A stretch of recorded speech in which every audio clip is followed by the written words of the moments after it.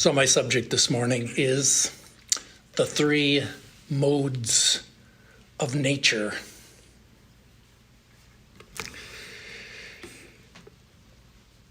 And no doubt you will have some questions at the end. We're delving into a rather esoteric subject. The three modes of nature, namely, we're going to be talking about the gunas, sattva, rajas, and tamas. Three, we could call it the tri-unity of nature. Three principles that are postulated to account for the behavior and the constituency of all compound things. These gunas, we could call them three principles. We could call them three dimensions of nature. And by nature here, we're referring here to nature with a capital N, that is Mother Nature. In Sanskrit called Prakriti. And our subject is coming out of the framework of Sankhya Yoga philosophy. So we have three principles, three powers, three tendencies of nature. It may be helpful at the beginning as a kind of a little scaffolding for us to think about another schema that probably you're very familiar with, and that is in the tradition of Taoism and Chinese Buddhism. They speak of the principle of the Tao as comprised of yin and yang. And if you read in the Tao Te Ching of Lao Tzu, there they discuss the different characteristics of yin and yang. You know, you've all seen the circle. It's a circle. It's portrayed as an emblem or a representation. A circle with a sine wave through it. On the one side is the dark side and the light side, the black and the white. The yin is the feminine, and the yang is the masculine. And the idea that the yin and the yang are two parts of the binary, which together are unified in the Tao. And if you read anything about Chinese medicine or Chinese nutrition or Chinese philosophy in general, you're going to read about the play and the balancing and the harmony of which is kind of the goal, the harmony of these two principles. Now, this idea of the Chinese Taoists is just a fundamental idea which is really finds expression in all wisdom traditions of the world, and that is that this world is a play of the pairs of opposites. Now, this morning, we're going to look at it from a different perspective, that is from the perspective of Indian philosophy, where, of course, they understood this perspective of the dyads, but they preferred to look at things in terms of triads. And later on, in terms of a pentad of the five elements. And so let's look here at this idea of the triads. That is the three gunas. The word guna is a word that means something like string or like a thread. And we can think of a piece of twine, maybe, that is twisted which is etymologically is just a twisting of three different threads all together to make up one cord or rope. And so it's said that nature itself, which binds us, which binds the soul, that is like a rope, which is made up of these three principles. And we could call the principles, we could say that they're like, we look around us in the world, we can say, what are they? We could say something like solid. What is nature? Solid, liquid, and gas. We could say it's something like gross, subtle, causal. We could say that everything is made up of mass or material matter stuff. Or you could say it's made up of energy stuff, or we could say it's made up of intelligence stuff. So these are kind of the three functions of Maya. These are not three separate substances. Although they're spoken of, the gunas are going to be spoken of having causal powers like a material substance. They're not three separate substances. Rather, they are like, we say water. Water appears, is solid, liquid, and gas, and yet it's the same H2O. It's basically just like the Trinity. It's the Trinity in the Christian tradition, the Father, Son, and the Holy Spirit. God in three persons, but really the divine essence is one. So we're thinking here of the nature, the whole of nature, the whole of objective reality is one principle. That's called Prakriti. And it has these three modes of appearing. Now, these three are this here we're going to talk about. We're going to have a little exercise, kind of in a vocabulary building, and incorporating into our vocabulary. Don't be intimidated by Sanskrit words. We're going to be incorporating into our vocabulary some of these three words, that is sattva, rajas, and tamas, which are going to be kind of helpful to us in our personal growth and in our evaluating our own spiritual life. So there's a bottom line practical aspect to this, although it sounds esoteric and abstract. So let's think then of these three principles. We call them principles. We call them modes. We call them gunas.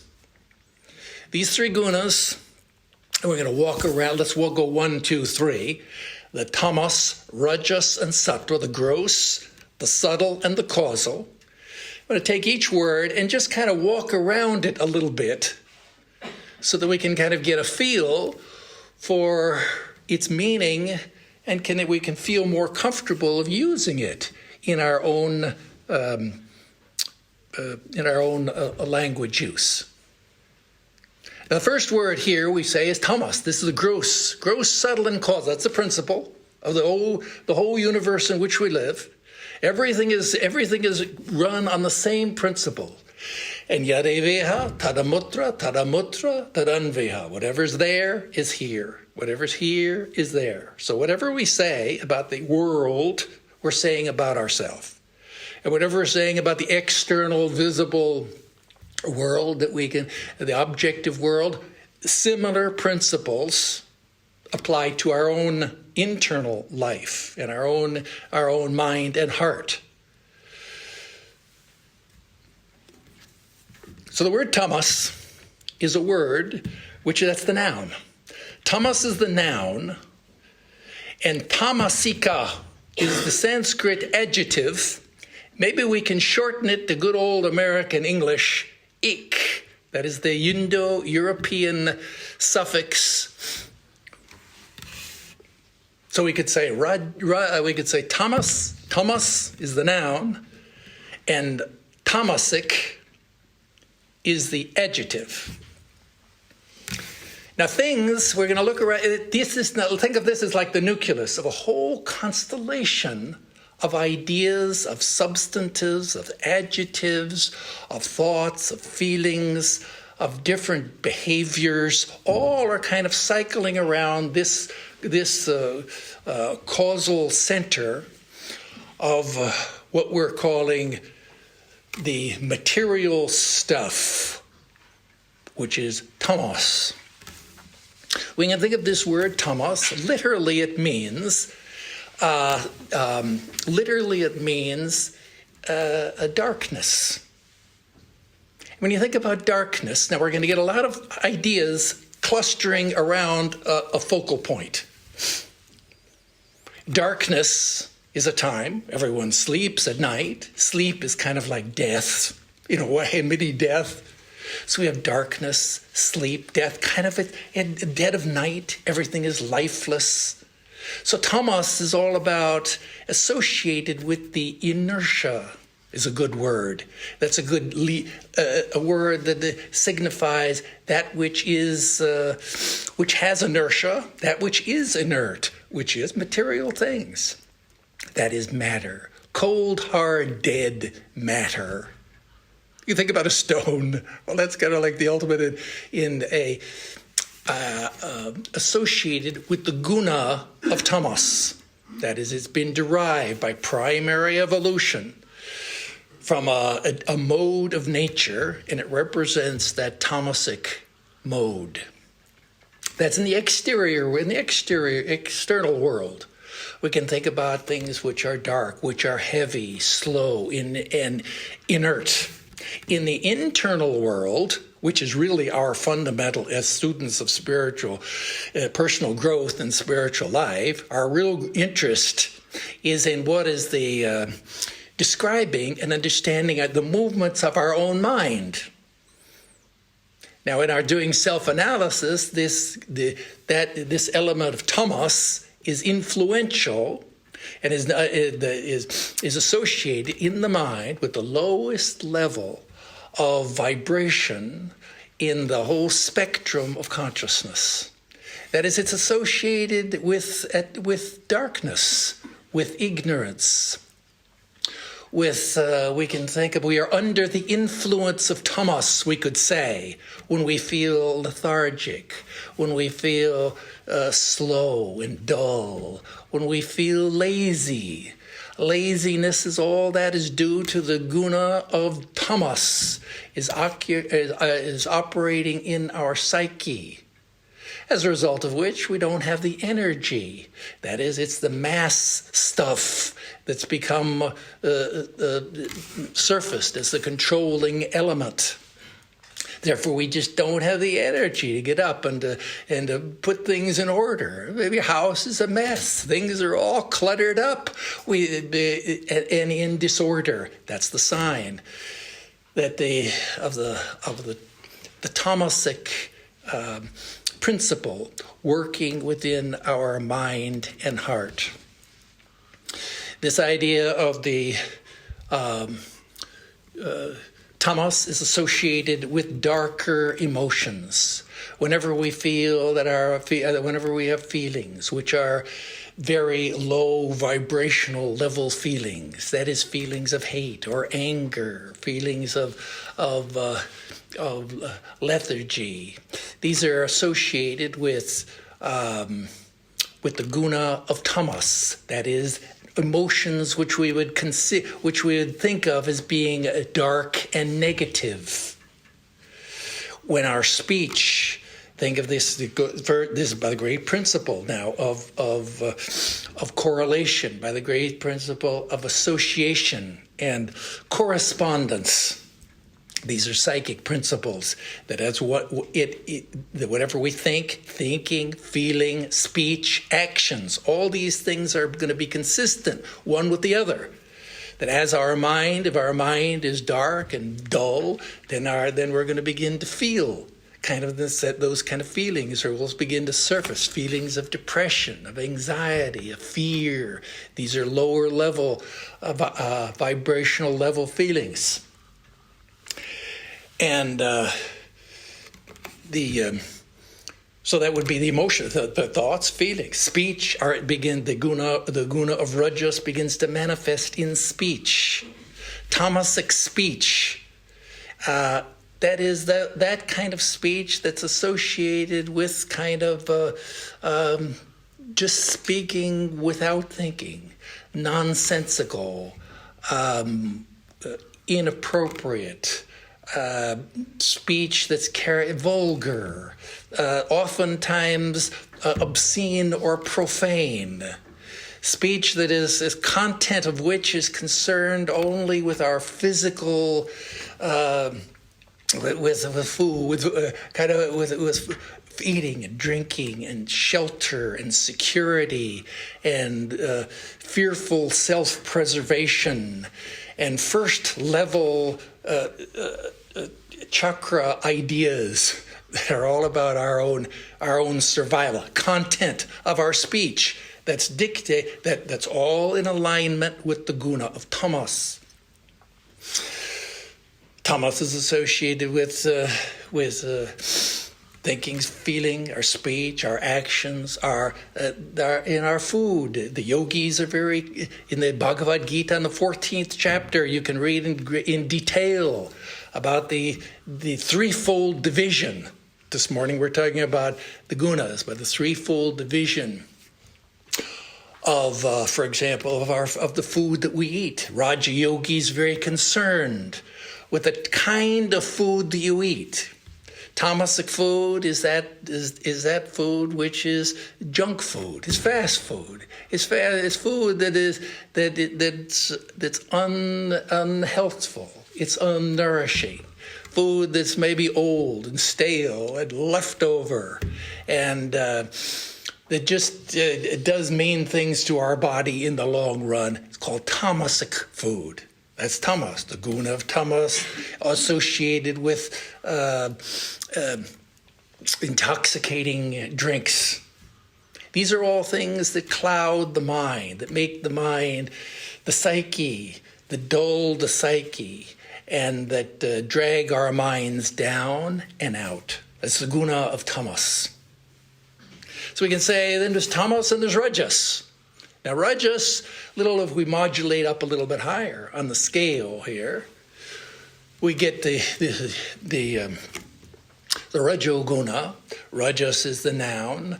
Rajasic is the adjective associated with the elements in the external world. Remember, we have the correspondence. The external and the internal are mirroring each other. In the external world, associated with fire and with water, we've got 5 elements, right? We've got the throat in the whole system of the chakras in the body. We have the throat, we have the akasha, we have space, we have air, then we have fire. Fire is solar plexus. Then we have water, and we have the earth. Tamas is the earth element, predominance of the earth element. That's the lowest. Higher up now is the fire and the water. The higher of the centers of the associated with what we could call in general energy stuff. Remember, there's only one stuff. That's Prakriti. But we're talking here about the 3 modes of Prakriti. That is matter, energy, and intelligence. So now we're talking about energy stuff. Energy stuff. And we look around us in the world, we can see, yes, okay, this is a world of becoming. Everything is changing. Everything is moving. Everything has energy. And the word rajas itself means kind of like a dust. If you think of like a dust storm, a good example just comes to my mind. Everything is swirling around, kind of in confusion, but there's energy. It's not heavy tamasic energy, it's rajasic energy. And so we can think of the external world in its extreme forms, wind and rain and hurricanes and an earthquake and volcanoes. These are all kind of associated with this energy stuff, which is one of the great aspects of nature working in the external world. In our internal life, internal nature, right? We have external nature, we have internal nature. In our inner life, also, we see the workings of this, of the Rajo Guna in our own mind and heart. We know that we're under the influence of Rajas when we feel that we feel activated. We feel those are positive. We feel motivated to do something. That's what gets us up in the morning is Rajas. But then it's kind of a more an extreme form. Rajas means that busyness of mind. See, this comes out of a framework of spiritual self-culture, and therefore it has connotations. Rajasic words. It has some negative connotations for the yogi. The yogi why? Because it's all about busyness. Your mind is busy, can't stop running, always in movement, always in motion. Of course, the mind itself is characterized by its very nature compared with the body. The body is relatively inert compared with the mind, which is always running. So the Raja, under the influence of Rajas, the mind is always busy. It's always moving forward. It's always it's characterized by the color coding, red. Of red, and that's because this doctrine is a very ancient doctrine. See, the first mention of this doctrine is in the Upanishads, maybe in the Shvetashvatara Upanishad, where there's a line. This is a Jam Ekam Lohita Shukla Krishnam. There is one, thousands of years ago. There is one unborn feminine principle, red, white, and black. That's the line. So the idea is that there's kind of a color coding there. Very ancient, this teaching of the three gunas. It appears in the Sankhya yoga systems. It appears in much more detail, elaborate detail in the Bhagavad Gita, Bible of Hinduism.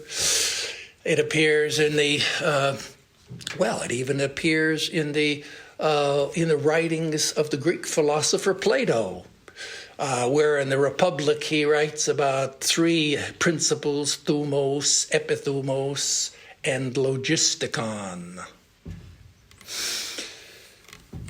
So I say, I got all the red. It's red. Guna of Rajas, color coding, the color red. What's red? Red, of course, means passion. It means love. It means fire. It means fire, and that is so. When we're the Rajasic mind is under the control of the passions, and is moved by strong emotions, and the Rajasic mind it follows is like a roller coaster. It's always in action, always moving forward, but moving up and down. The roller coaster of happiness and misery, success and failure. It's a constant movement in that direction. That's the emotional dimension here of the mind controlled by Rajas. The speech associated with it. Those kinds of speech which are excessive, which are exaggerated, which are often associated with the content. The content is that of what the yogis would call kind of a worldly content. That is a Rajasic conversation it would be that which has to do with kind of neighborhood gossip, current affairs, business, politics, all secular subjects, the subjects of the Rajasic speech. Associated with that is the yogis talk about the different levels of food and drink. Rajasic food is that food which is which has energy, which gives us food, but which also is, from a point of view of the yoga psychology, is not only activating, but it's overstimulating. That is to say, it kind of puts the mind, raises the mind into waves. And so rajasic food, that is, you go to a rajasic person, loves to go to a fine dining, go to a restaurant, order exotic foods of many varieties, the spice of life, prefers foods which are highly seasoned, which are hot, which are spicy foods, all those food which are stimulating and energizing, yes, but also tend, from the point of view of the yogis, are gonna raise waves in the mind. So this is the food, the rajasic food. The rajasic food, what do you order? Well, you order stimulating drinks, coffee, tea, carbonated sodas. Those are kind of rajasic drinks. Well, they're not intoxicating. That's good. But this is from the evaluation of the yogis, this is a little bit better. We've taken one step forward and they modulated up a little bit in the scale of vibration, but still stimulating to the mind. So that's a kind of our ideas here. We're walking around these three words. Try to feel a little bit more a sense of how they're associated with all these different aspects. So we have tamas, we have rajas, and then we have sattva. Now sattva is that which sat. It comes from the Sanskrit word is sat. Very important word in Indian philosophy because sat means reality. Sat means truth. Satyam means truth. Sat means that which is good, that which is pure, that which is being. That's kind of the goal. Satchidananda, that's kind of in terms of spiritual practice, that's the spirit. The spirit is sattvic. The spirit is associated with the guna of sattva. In fact, we may call sattva spirituality. If you're going to ask, what is spirituality? Spirituality means we have the mind, we've kind of upgraded our psyche so that now we are under the influence of the guna of sattva. Sattva we can think of, sattva is the noun, sattvic is the adjective. If you want to be correct, you can say sattvika. The adjective means we think about, in the external world, immediately we think about that which is clear and light. We think about sunlight. We think about the sky. It's an element that's associated with those higher chakras. That is the heart, the heart, which is air, and akasha, space. These are wonderful metaphors. What's the best metaphor for the Atman, the self, than pure space, pure, clean air? These are higher level metaphors. These are all metaphorical ideas associated with the guna of sattva. So think of sattva, think about the sky, think about light, think about a balloon its direction is upward, floating upward. The mind is floating upward into a higher state. And therefore, whenever our mind is in a higher state, we know that we are in a sattvic state. That is, that we're coming under the influence of the guna of sattva within us. And therefore, in our internal life, it's associated with intelligence. It's associated with the mark of spirituality. What is spirituality? Spiritual intelligence. We've discussed this on other occasions. It's a higher level. It's our own spiritual. the spirit, the higher mind, we could say. It's a characteristic when you ascend into our mind is filled with higher thoughts, with thoughts of soul, God, and religion, and thoughts filled with knowledge and wisdom, and we begin to feel like we want to meditate. All this is the influence of the guna of sattva within us, good sign, the sign of spirituality, we could say. And this sattva guna is the potential that we have for being perfectly, the guna of sattva is perfectly pure. We could say, if we say that the mind is like a lake, we could imagine the lake, the tamasic lake, is all clouded and muddy. You can't see anything through it. The rajasic lake is all whipped up into waves and it's choppy on the surface. It doesn't reflect the sunlight. But the sattvic mind is very pure. That is to say, it's like pure. Pure means it's like, think of pure water. There's nothing in the water but H2O. There's no minerals, there's no nothing. That's pure water. It's transparent, it's clear. And hence there's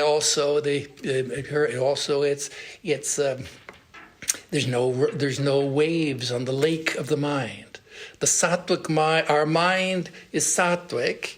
It's our ideal. Our ideal is to attain to that. That's called samatvam. That's called yoga. Yoga means when your mind is completely calm and placid and serene, and there are no waves of desire and emotions in the lake of the mind. Emotion from one point is important and good, but yogis regard emotion as emotion, that is a motion away from the center. And the ideal is to be always in the center so that the mind is calm and balanced and even, the calm surface of the waters. That's the sattvic mind. Under the influence of the guna of sattva, that is spirituality, our spiritual self. We naturally speak. When it manifests in our speech, we begin to speak truthful. We begin to think about regulating and controlling our speech. We become aware of speech karma. We know very well aware of our physical behavior, and we try to get control, self-restraint, self-control. But a higher level is control of your own speech. And that's a sattvic speech. That is the speech of a spiritual person is characterized. All this is described, by the way, in the 14th chapter, a couple other chapters of the Bhagavad Gita. Speech which is truthful. Speech which is kind. It's not inconsiderate. It's not hurtful. That's tamasic speech. It's not vulgar. It's not obscene. Right? It's kind. It's thoughtful. It's beneficial. It's helpful. It's conducive to the welfare of all. All these are idealistic terms associated with the speech related to the prevalence of the guna of sattva. Sattvic food is sattvic food, which is plain and simple. This is the food of the yogis. The Raja Yogis in particular, the Hatha Yogis, food which this is our ideal as spiritual aspirants, would be that sattvic food which is plain and simple, which is natural and which is nourishing. Food which is helpful, which makes us stronger. Tamasic food is that which makes us weaker. That which makes us stronger is sattvic food. And the sattvic food is, and of course the drink, pure water. That's the Greek of the yogis. So these are just the different levels of the guna control here, the guna of sattva. We are nature. What is nature? We are nature. Nature is not something just out there. We are nature. That is our human nature. We have human nature. Our human nature is characterized by the three gunas, by these three modes, tamas, rajas, and sattva. That is what is human nature. And the goal here is to move from our lower human nature to our higher human nature. Now, these three gunas, of course, are all exist. Every composite thing is made up of these three principles. And it's always changing. And we're always moving up, we're always evolving, we're always changing and moving. So you can never say that something is one thing only. Let's look at a rock. I said, a rock, well, that's tamasic. Well, okay, a rock is purely, if you consider it as being pure inert matter, inanimate matter. But on the other hand, we could look at a rock, which is rolling down a hill, which has tremendous kinetic energy. Certainly we could go there's an influence of the guna of rajas. And maybe if we were to take that rock and we were just to polish it up, and if we would find that in fact it was a beautiful gem. It's sparkling and shining, reflecting the light. It had all kinds of sattvic associations and qualities, brilliance and clarity that are associated with the guna of sattva. So we can't be too quick to make judgments about one thing or the other. And when we talk about the three gunas, that so everything is always kind of it depends on your perspective. Oftentimes extremes look alike. And the extreme of people, Swami Vedarupananda says there in one place, 90% of the people who we think are very holy and spiritual and high-minded and compassionate and loving are actually being motivated by the deepest dire tamas. So that's a kind of a pause for thought. That sometimes it's not clear. That we have to use our discrimination to look beneath the surface. Things are often not what they appear to be. So these gunas are always in. I didn't bring my watch, but I think we have the gunas are always in evolution, and. We see there in the principle, primary evolution of the universe. The universe has two kinds of evolution. There's primary and secondary. The primary evolution begins with, in the beginning of creation, all the innate mother nature, that is Prakriti, exists in perfect equilibrium. These three principles, these three modes are in balance. Something happens to remove and creation begins.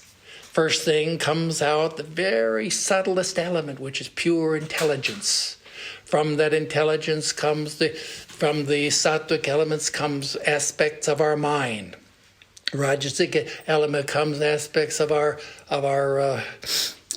organs of action, and from the tamasic element comes the subtle, what we call the subtle elements, which themselves recombine to form the five gross elements. So here we can see that there's an evolution of the gunas, beginning with indistinguishable, appearing to be one, together in Prakriti. They become three in the three gunas, and then very soon they manifest as the pentad, that is the five elements, which are characteristic of all composite things. Now that's the involution. Now the other part of it, of course, is the involution. Then there's the evolution. Once the gross elements have manifested, now we find ourselves where we are today. We're at the. If we think of the whole circle here, we're now in the different cycle of the involution and evolution. We're in an evolutionary cycle. And as an evolution doesn't go subtle, causal, subtle, gross. Evolution goes gross, subtle, causal. So that this is the how we can describe our own condition and our own destiny is to move from the lower to the higher. This is evolution. What is evolution? Evolution means is that there's a hierarchy, that things move in general from the lower to the higher, from the less complex to the more complex, from the unconscious to the conscious to the superconscious. From the this is the different upward movement. That's evolution, the evolution of the gunas. Now, as human beings, we have a telos. That is, we have a destiny. We have we're described. Our whole lives are explained by the fact that we have a purpose. Human beings have a purpose. What is that? That is to realize our true nature, and therefore our natural. That's why we're interested in personal growth. We're interested in spiritual growth. Growth means what? It means is that you moving upward. You move up to a higher level, you identify with that level, gradually you have experience, you differentiate, then you transcend that level to the next higher level. And so you go from, to use the analogy of the chakra, seven centers of the chakras. We move from the lower chakras, gradually, spiritual evolution, to the higher. If you're a student of psychology, you know that famous schema of the Maslow's pyramid here of the hierarchy of needs and of values, and in terms of, so there again we see a kind of upward evolution, movement from different grades of being. We're moving from the first grade to the second grade through grade school. One grade by one grade, we move upward and upward. That's what growth means. Spiritual growth. That's the idea of spiritual growth. Now, in our idea of these gunas, now we have a perspective on that growth. Because now we can see that all of that spectrum of growth, we can categorize it more generally. And as moving from tamas to rajas to sattva. That's the natural progression. You can't skip levels. The principle is that you move from the lower, you identify where you're at, right? Now, where are we at? Well, you have many different lines of development in your life. Many different lines, right? From physical, mental, emotional, intellectual. All those lines are at one altitude. Some of those lines may be very undeveloped. That is, they may be in a very lower vibrational level. Others may be very more higher. So identify where are we at? Tamas, rajas, then we move from the tamas to the rajas to the sattva. We move from the first grade to the second grade. You don't jump from the first grade up to the fifth grade. You have to. You can't skip levels, because then what happens psychologically, in the course of time, you just have to go back again and learn all that stuff that you didn't learn. You may skip the second, third grade, but sooner or later you're going to find they're missing blocks of information. You've got to go back and redo. Psychologically, what we're saying is here, you can't skip levels. You can't skip the progression. The progression is tamas, rajas, sattva. No matter what we're talking about, whether we're talking about our control, dealing with our emotions, dealing with our intellectual life, dealing with food, nutrition, exercise, with our own speech patterns, our own behavior, tamas, rajas, sattva. That's the, let me give an example here of a more psychological instance, which you remember from the life of Sri Ramakrishna. He had two disciples. His name was Yogin and Niranjan. These are two very young boys, maybe 16 years old, and they were coming to visit Sri Ramakrishna. Well, one day Niranjan, he had to cross the river Ganges. He went over and he got into a boat which plies. It moved by long poles, old-fashioned ferry boat, a ferryman, like a small boat. He got in the boat, and there they warp out into the middle of the Ganges. As they're going, there are two baniyas there, means the businessmen, very worldly businessmen, who were talking and ridiculing. They are crossing the river over to Dakshineshwar, where Sri Ramakrishna, the saint of Dakshineshwar, lived. And they were talking about him in terms of, and laughing and ridiculing at his expense. And Niranjan, that young boy, who was he was like a hothead. He was very impulsive and impetuous and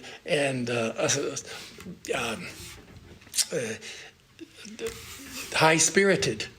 When he heard that, he couldn't bear to hear that. And he heard this young boy addresses these older men. He said, "Don't speak anymore like this about the saint of Dakshineshwar." And they said, "Well, boy, how impertinent you are. You just keep quiet." And Ranjani just said, if you don't stop talking like this, I'll get up on this boat. I'm going to sink the boat. He got up and put one leg on each side of the boat, the small boats there. They get a rocket back and forth in the middle of the Ganges. And the businessmen, of course, they were shocked. They fell silent. When they got to the other side, Niranjan went to the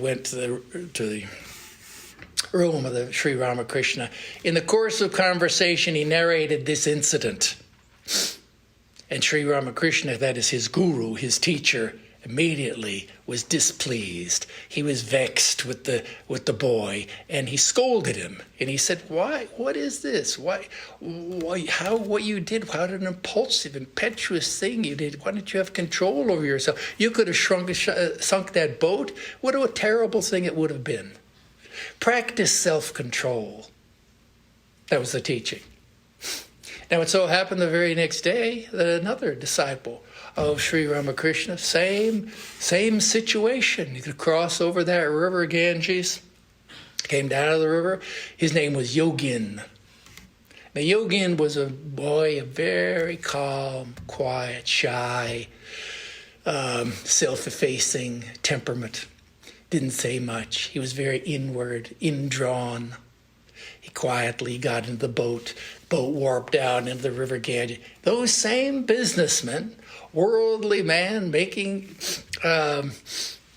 began making jokes there at the expense of the saint of Dakshineshwar. And Yogin, hearing that, he just withdrew his mind, didn't pay them any attention, ignored them, kept quiet. Got to the other side of the river Ganges, went there, came to the room of Sri Ramakrishna. In the course of conversation, he mentioned what had happened. And Sri Ramakrishna, his guru, was very vexed with him and scolded him round. He said, "What is this? People here, you're sitting in the boat, people are speaking ill of your guru, of your spiritual teacher, and you don't say anything, you don't raise your voice. You have to learn to be more assertive. You have to, in other words, engage," he didn't say it but this way, we would say, engage the guna of rajas. Tamas engages rajas. Rajas has to engage sattva. That's the levels. The cure for the lower state is not the higher state. So these are the three. Point being, you can't skip states. Go from one to the next to the next. The highest ideal, however, in terms of the gunas, is to transcend the three gunas. Now, you can imagine that this is so because the gunas are aspects of nature. Nature. And in Sankhya philosophy, there are two principles. There's nature and there's pure consciousness. That is yourself, your own higher self, the witness of nature. The goal and purpose of life is to transcend all of nature. And if you're transcending nature, that means you have to transcend the three gunas. And as to that, there's a story. Once a man was returning home after a long journey to his home, and he went through a forest, and he was walking through the forest, and he was waylaid by highwaymen. And these three robbers grabbed him and dragged him off into the forest. They robbed him of all his belongings. They stripped him of all his clothes. And then one of the robbers said, "Yeah, let's finish this off. Let's kill him, so we won't have any witnesses." And the second robber, He said, well, let's not, we don't need to go that far. We already have all of his belongings in possession. Let's just tie him up here and leave him in the forest, and we'll be able to get away. So like that, they tied him up, and they left. There was this poor man alone in the forest, tied hand and foot. What could he do? And he is almost losing all hope until soon. What happened? He saw a man coming that way. It was the third robber. The third robber had come back. He felt a little guilty. He felt a little compassion. He said, sir, I'm so sorry. We had to rob you. That's our business. That is, we're dacoits. But let me help you here. And so he untied the man. He says, let me show you here the way out. Together they walked out to the forest. They came to the edge of the forest. And then when the robber came and showed, see down there? See now we're on the road? You look down there, you see your house there? There it is. You go home now. And then the man who had been robbed there, he said, oh, well, thank you so much. At least you did this. Why don't you come back to my house with me, to give you something to eat? And the robber said, oh, no. He said, I can't do this. I'm a robber. I can't go down there into town. They'll recognize me. Therefore, you can go. So these are the three robbers: Tamas, Rajas, Sattva. Tamas wants to kill us, drag us down. Rajas binds us. Sattva helps liberate it, will liberate us.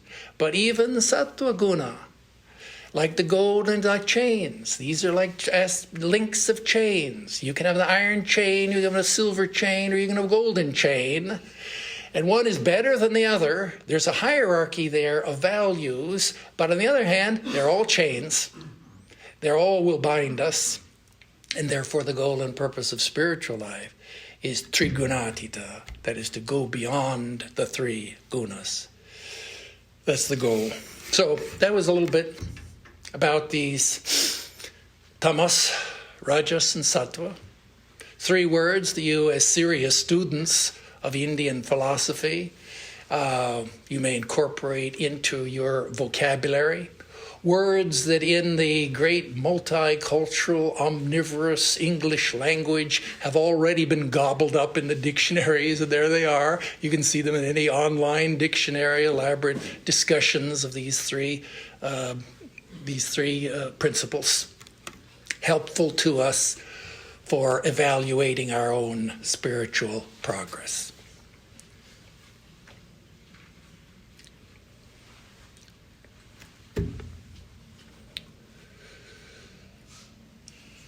So we have a few minutes. And is this the way we go, Swami? Is this the right way to go? Yeah. So if you have some a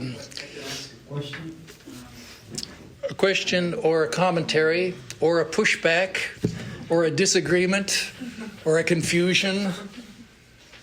I'd like to ask Swami, Yes.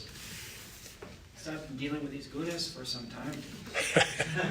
And sometimes if you get a report, you say, you go to the doctor and he says, well, your rajas is up today, or your sattva is medium.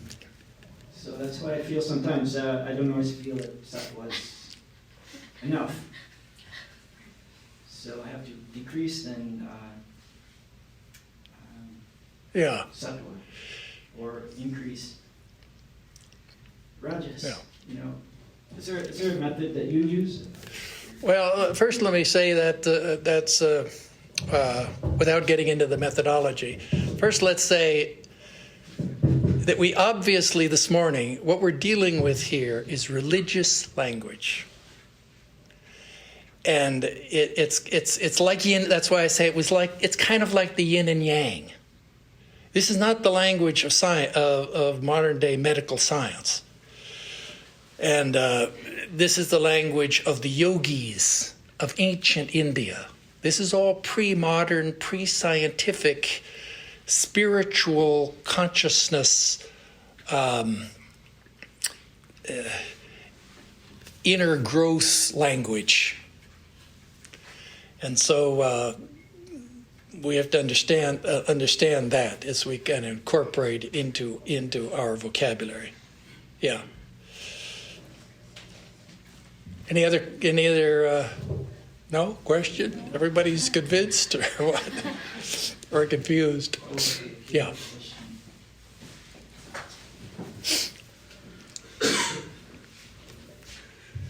Thank you. Yeah, I was curious, in the ideal, where someone has transcended the Buddhas, Yeah. are the Buddhas still existent for them? What are the remnants? Is there no remnant? It seems to me that for us in this life, we need the Gunas in order to conduct our life to some extent.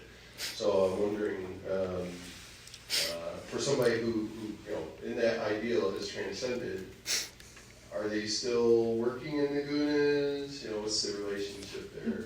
Yeah, and it's like, absolutely, there's the three gunas, that's nature. They still have, even a knower of truth still has his own human nature. He still is human, as long as he's alive. And so as long as you have human nature, you're described by the three gunas. The difference there, of course, is that what's happened is an alchemical process. That is that the lower has come under the control of the higher. And that the spiritual person, that is the person, a man of realization, is a person in whom sattva guna predominates. That is, spiritual intelligence predominates. And all of the other aspects are still there. They're still working. He still feels the energy, has the energy to get up in the morning and to do his work. He still falls asleep at night under the influence of tamas. But those lower gunas, lower aspects of his nature, are under the control of the spirit. That's why he's a spiritual person. Yeah. Okay, one more question here. There's a perception that tamas and sattva are opposite to each other, but I guess it's not like an anti-tamas or sattva. So what's exactly the subtle difference between sattva as a separate thing from tamas? Yeah. Well, when you say they're opposites, I used the phrase that opposites often look alike. And we're speaking metaphorically here. And they're opposites in the sense that just the color coding here, we can say black and white. Black and white are opposites. And it's the opposite of the opposite of higher and lower. So what's the difference between higher and lower? What's the difference between causal and gross? And it's true. Sometimes it's very difficult for us to, depending on how we evaluate something, we can evaluate it from different under different aspects. We have three big constellations of ideas.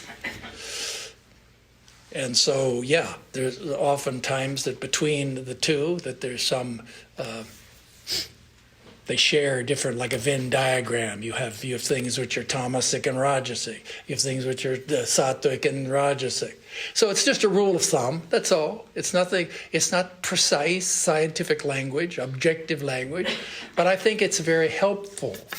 They're helpful concepts. General orienting generalizations, broad orienting generalizations that help us to evaluate our own